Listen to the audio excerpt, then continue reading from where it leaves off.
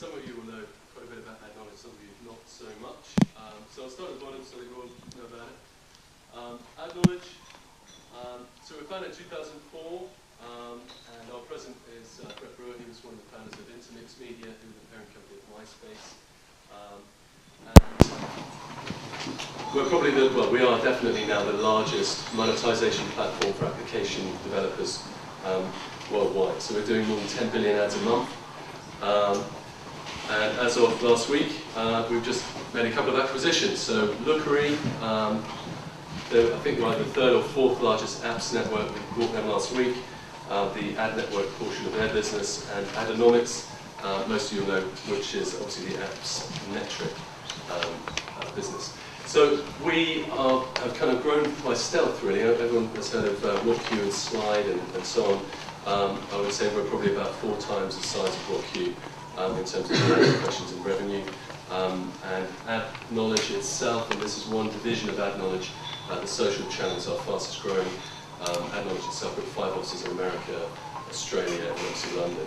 So we're about a $100 million a year business in terms of turnover, and we're continuing to grow. So let's have a look at the app space. For those of you investors and people who are here who are not developers, just to give you a quick overview, we were involved in an event last week. Brett Brewer was here, some of you will have met him.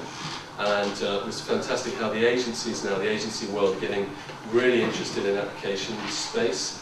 One of the reasons is because of user time. User time, I mean, it's something like 1 in 8 minutes of all online time now spent on social networks. It's a really engaging audience. I mean, people are spending so much time in it now that the advertisers have got to sort of sit up and get involved. And that's something obviously the guys at Bebo are doing. Applications, let's just remind ourselves what's so great about them is the fact that they are cross-platform. So it's not just in Facebook, but it's also now in Bebo and MySpace. We're speaking to both Bebo and MySpace about the monetization programs that they've got for the app developers. And we're very keen on working with you guys as you get into those markets. And social networks, as you can see in Facebook, it's the #1 thing. It still remain #1 a year down the line. It's not the sort of the early days. I was thinking, I was talking to a guy who owns Honesty Box, and he was saying that when they launched that at the beginning, was sort of last year, they went from 0 to 1 million users in 8 days. And if you think about, as those of you investors and entrepreneurs, getting into this space, getting access to 100 million users in a viral environment, that's a fantastic opportunity for anybody who's wanting to scale a business really quickly. I've heard it likened to having a text link on Google's homepage. I'm not quite sure it's as good as that, but it is certainly, as we all know, a fantastic space. So just a reminder as well, one of the reasons why apps are getting traction in the advertisers' eyes is because we have access to this demographic data. We all know that when we upload and opt in, it's not just a site that you come across, it's something that you are saying, I want it on my profile page, and you're sort of saving it till later you're going to use it. When you do that, you're allowing access. That data is what's pretty much grown AdKnowledge as quickly as it has, because we target the advertising to the age and gender of the users.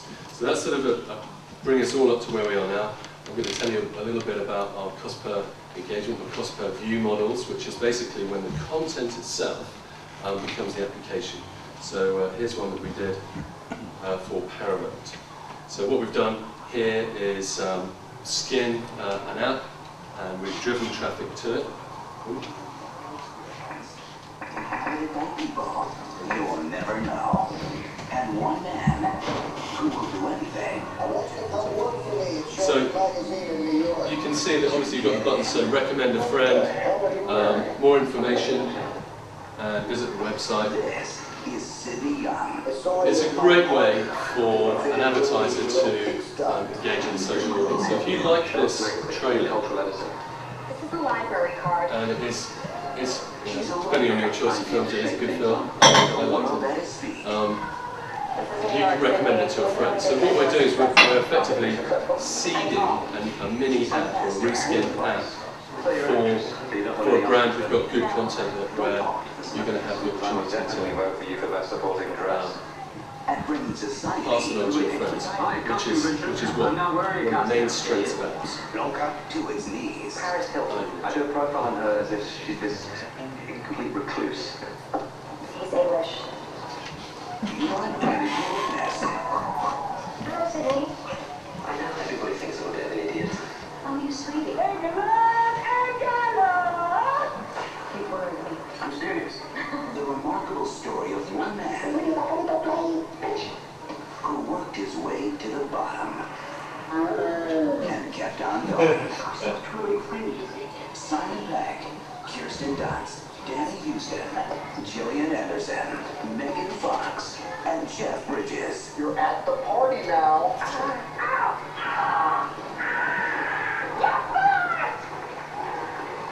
How to lose friends and alienate people.